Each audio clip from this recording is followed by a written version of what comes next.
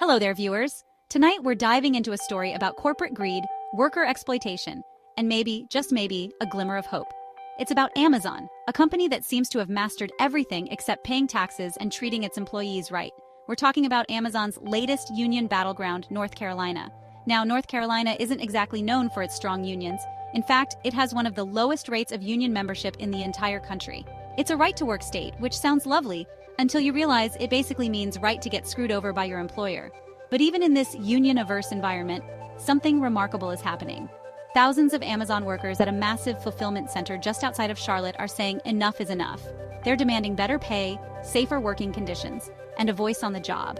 And they're doing it the old-fashioned way, by trying to form a union. This isn't just another labor dispute, this is a clash of titans. On one side, you have Amazon, one of the most powerful corporations in the world, a company that raked in billions during the pandemic, while its workers risked their health to deliver us toilet paper and hand sanitizer. On the other side, you have regular folks, many of them people of color, who are just trying to make ends meet in an economy that seems increasingly rigged against them. So buckle up, folks, because this is a fight worth watching. The union leading the charge in North Carolina is the Carolina Amazon Labor Union, or CAUSE for short. Catchy, right? It sounds like a charity you'd donate to, not a group of workers fighting tooth and nail against a corporate behemoth. CAUSE isn't affiliated with any big national union. It's a grassroots organization led by current and former Amazon employees who know firsthand what it's like to work in those sprawling warehouses. These workers are demanding the basics: a living wage, affordable health care, and a workplace that doesn't feel like a dystopian nightmare. They want to be treated with dignity and respect, something that seems to be in short supply these days, especially when you're working for a company that treats its employees like disposable cogs in a giant machine. And they're asking for a pretty reasonable $30 an hour. The stakes couldn't be higher. Over 4,000 workers at the facility are eligible to vote in the union election, which would make it the largest union election in Amazon's history. If CAUSE wins, it would be only the second Amazon warehouse in the entire United States to successfully form a union. That would be a major blow to Amazon, which has spent years and millions of dollars trying to crush any whiff of union organizing within its ranks. It would also be a beacon of hope for workers across the country who are fed up with being exploited by their employers. But why are these workers so desperate to form a union in the first place? Well, have you ever spent 10 hours a day on your feet in a giant windowless warehouse constantly being monitored by cameras and algorithms? No? Well, lucky you. Workers at the North Carolina facility have described grueling conditions with few breaks, constant pressure to meet unrealistic quotas, and a culture of fear and intimidation. They've reported injuries from repetitive motions and heat exhaustion.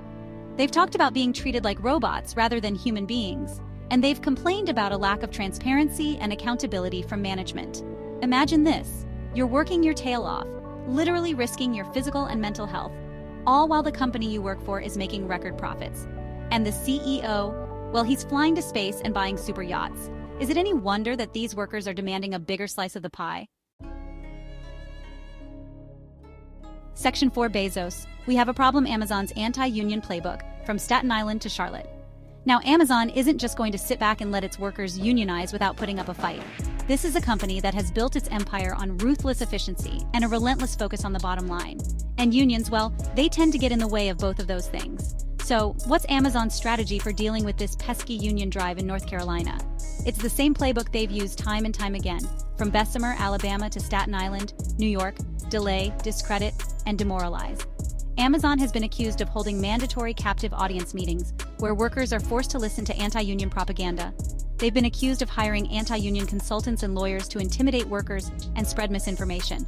They've even been accused of firing workers who are vocal union supporters, a blatant attempt to silence dissent and scare other workers into submission. And of course, they've appealed the Staten Island victory, because what's a little more union busting when you've already spent millions? Section 5: The price of progress. What will a union victory cost? Amazon? So, will these North Carolina workers succeed where others have failed? Will they overcome Amazon's aggressive anti-union tactics and make history by forming the second-ever unionized Amazon warehouse in the United States? Or will Amazon's vast resources and ruthless tactics prevail, crushing the hopes of these workers and sending a chilling message to anyone else who dares to challenge the e-commerce giant? And if the workers do win, what will it mean for the future of the labor movement? Will it inspire a new generation of workers to stand up for their rights and demand a fairer share of the economic pie? Or will Amazon simply find new and creative ways to exploit its workers and evade accountability? One thing's for sure, this fight in North Carolina is about much more than just one warehouse or one company. It's about the future of work in America.